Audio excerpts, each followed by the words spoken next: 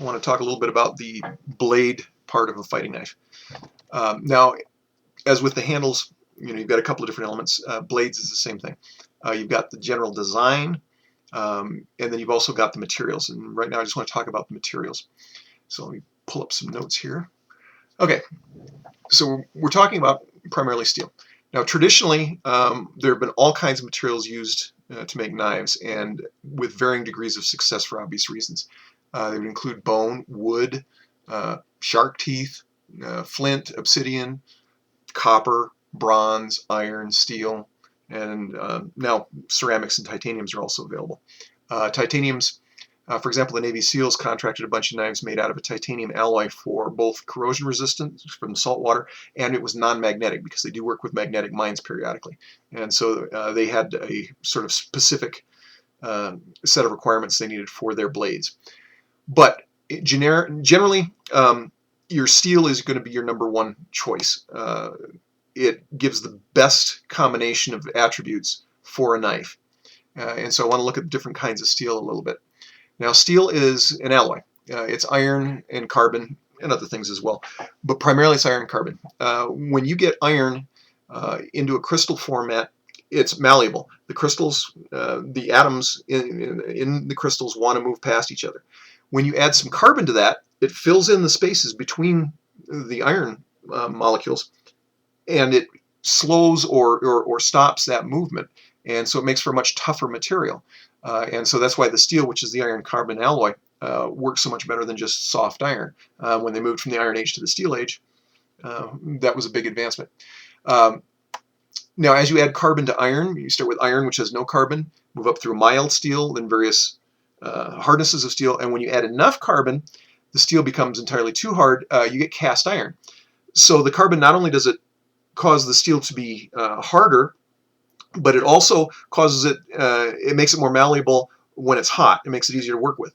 You add enough carbon and you get cast iron. Very easy to cast, very easy to pour. However, it tends to be brittle compared to other steels, with lower carbon steels.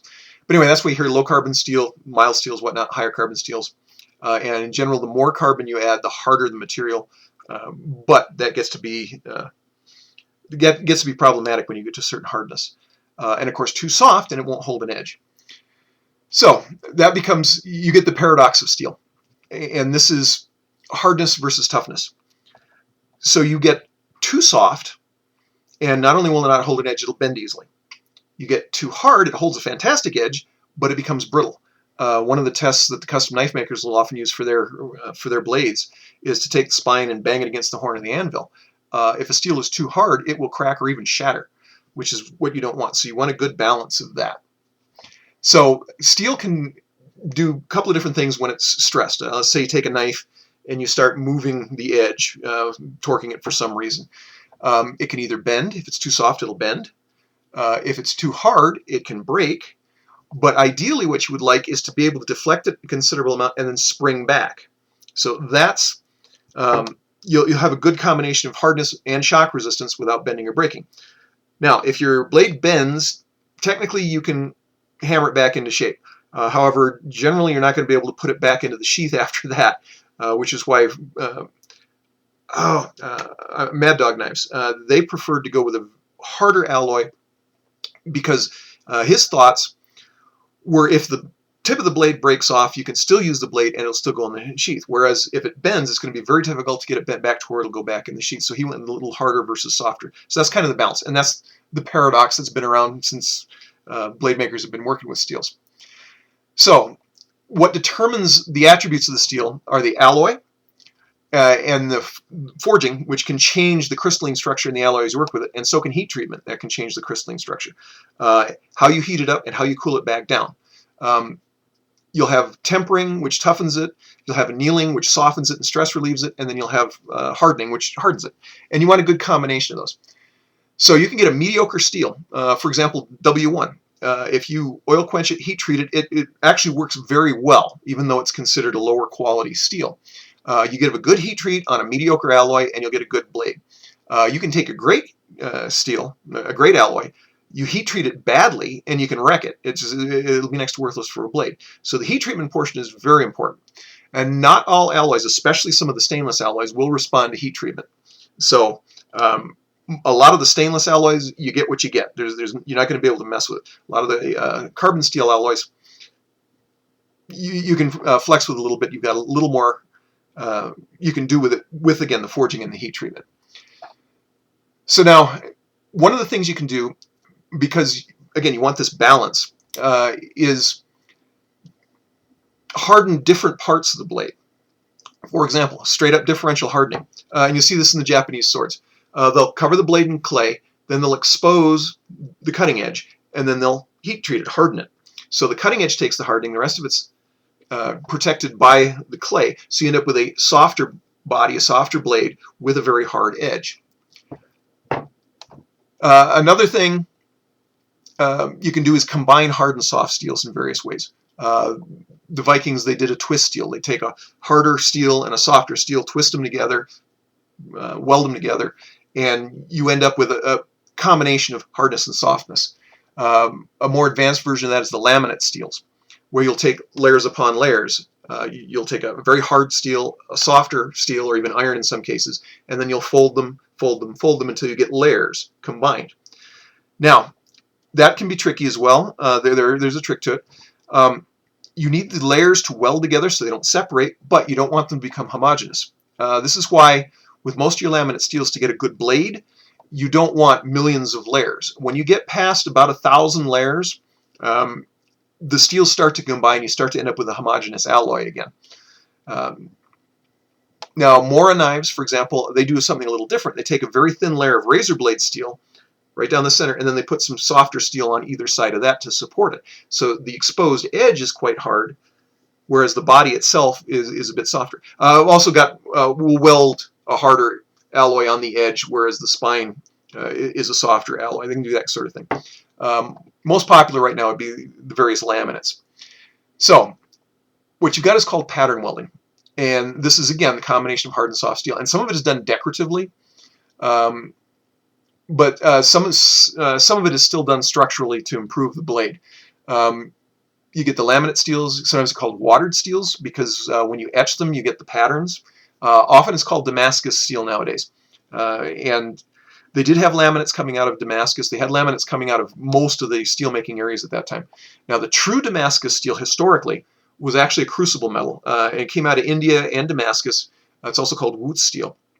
And it's a crucible metal. They pour it out and use it as it comes, or it comes from the crucible, and then you'll forge it down. But it's a combination of little bits of hard and soft materials together. It makes a reticulate pattern, and it gives on the edge, besides being hard and holding an edge well, it gives micro serrations, so they cut very well. And this is why you hear some of the stories about the real Damascus steel. But as I said, Damascus right now is often applied to just any number of laminate steels. Okay.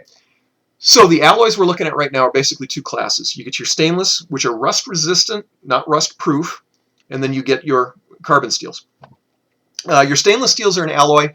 They often have carbon in them, but they've got other things like chromium, vanadium. They can have any number of other elements of silicone. I got some really tough silicone steels in there. And they're very high-tech, tend to be expensive.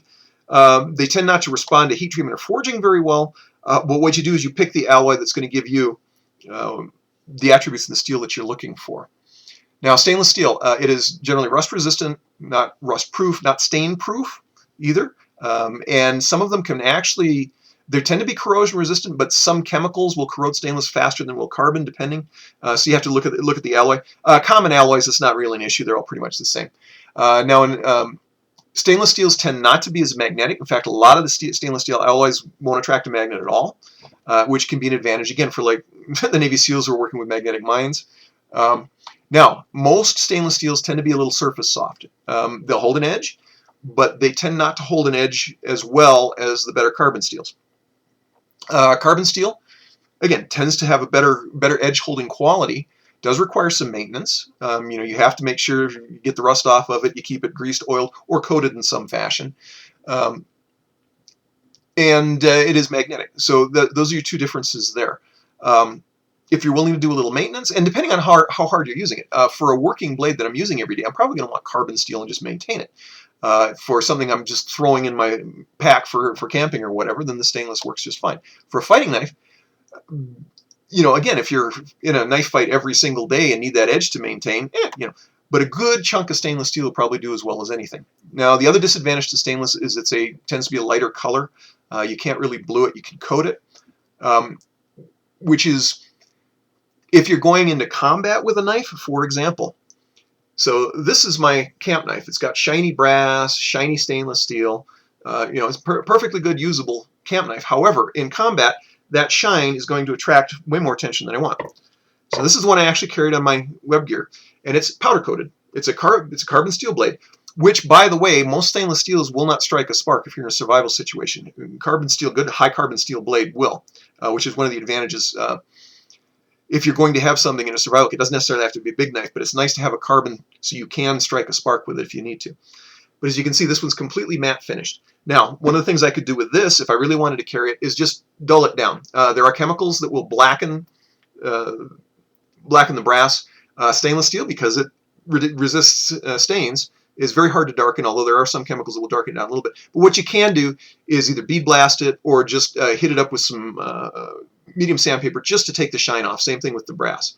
And then you get a matte finish. It's still a little lighter color, but it is a matte finish. And then, of course, you can do some kind of a powder coating or whatever with it.